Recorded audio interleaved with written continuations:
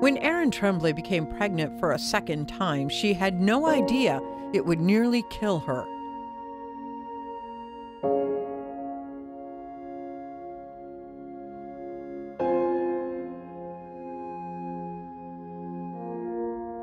With the little one still in diapers, her second pregnancy took a turn for the worse in her last trimester.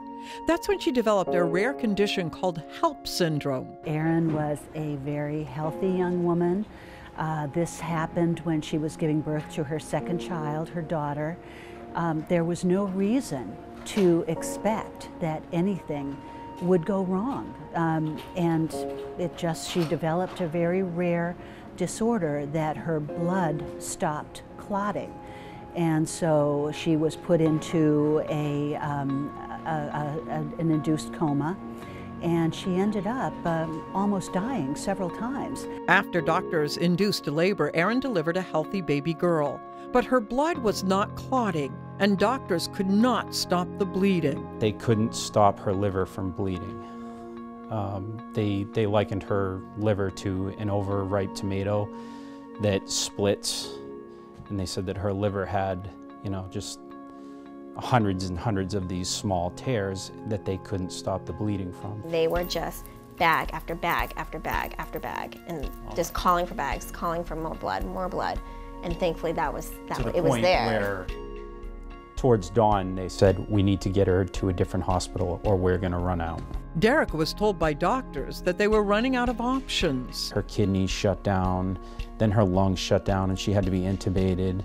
At one point, her heart stopped beating for, I think, 3.5 minutes, they told me. Her in-laws say they waited nervously by the phone. It seemed as though Erin was relatively stable for the moment.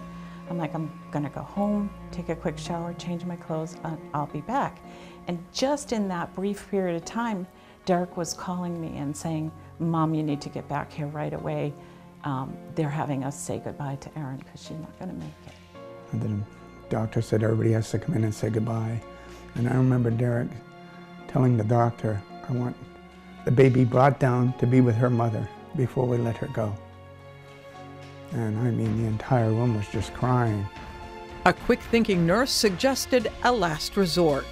He gave her the factor 7 as a way to stabilize her long enough so that they could med flight her. It worked after 10 days in the ICU, and after receiving at least 50 units of blood, doctors finally had reason to believe that she would pull through.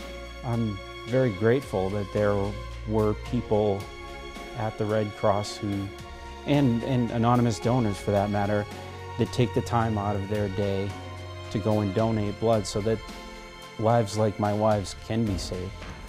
It takes sacrifice. Now her whole family helps to advocate for blood donations through social media, by organizing blood drives, and by giving blood themselves. I've never given blood before this happened, and now I've given it quite a few times. It changes your outlook. Yeah. Without that, Erin wouldn't be here. Derek would be a single father, and we probably would have been bringing up the kids too. The Tremblays are everyday heroes. Not only are they giving back, but they are also advocating and inspiring others through their remarkable story of survival. Well, I think the heroes are the people that give the blood, because of them, I'm here.